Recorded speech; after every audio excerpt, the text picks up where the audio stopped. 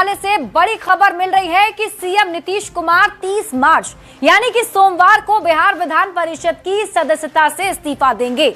अब एनडीए नेताओं ने कहा कि एक संवैधानिक प्रक्रिया है, सांसद निर्वाचित होने के बाद 14 दिनों के अंदर पहले वाले सदन से इस्तीफा देना होता है।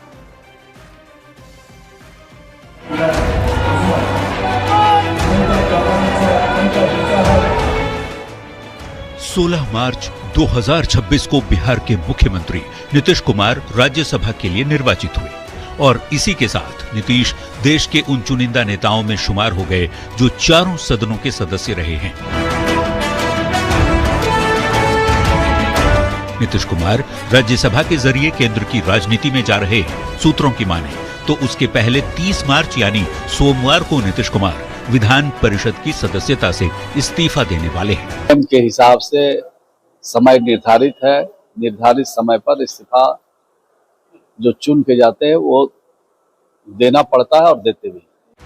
दरअसल नियम है कि अगर कोई राज्यसभा और लोकसभा के लिए निर्वाचित होता है और पहले से अगर किसी दूसरे सदन का सदस्य है तो निर्वाचन के 14 दिन के भीतर पहले सदन से इस्तीफा देना जरूरी होता है। यही नहीं, इस्तीफे के बाद निर्वाचन आयोग को सूचना देना भी जरूरी है। पहले सदन से इस्तीफा नहीं देने पर राज्यसभा की सदस्यता स्वतः खत्म हो जाती है। बता दें कि 16 मार्च को बिहार में 5 सीट के लिए राज्यसभा के चुनाव हुए थे।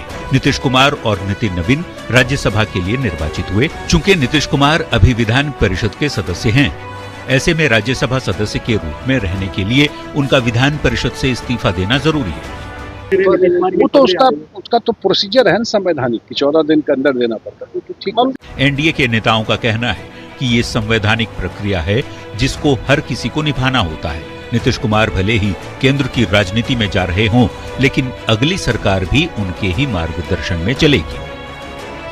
न्यूज़ 18 के लिए पटना से शैलेंद्र कुमार और धर्मेंद्र कुमार के साथ ब्यूरो। और अब बात अनंत सिंह की करते हैं। जेल से बाहर आने के बाद मोकामा विधायक अनंत सिंह अपने क्षेत्र में घूम रहे हैं। इस दौरान इलाके में कई जगह उनके साथ उनके बेटे का पोस्टर भी लगा हुआ है और राजनीति में लाने की अब मांग हो रही है। अब अनंत सिंह के किस बेटे को राजनीति में लाने की मांग की जा रही है, उस पर अनंत सिंह ने क्या कहा है, आइए इस रिपोर्ट से समझते हैं।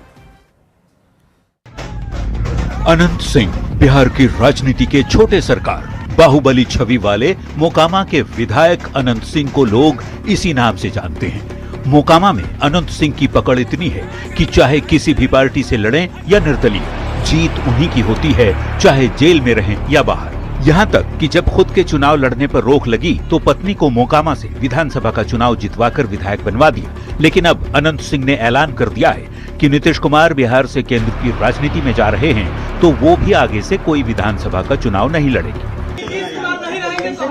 रहेंगे तो हम कारण नहीं लड़ेंगे इलेक्शन। अब नहीं अंतिम वो थमड़ा है, अब नहीं लड़ेंगे। अब बाल बच्चा लड़ेगा। निशांत और तेजस्वी में आपको कौन अनंत सिंह ने हालांकि ये भी साफ कर दिया है कि उनके बेटों में से कोई एक चुनाव लड़ सकता है। ऐसे में सबके जहन में ये सवाल है कि अनंत सिंह का कौन सा बेटा चुनावी राजनीति में आएगा।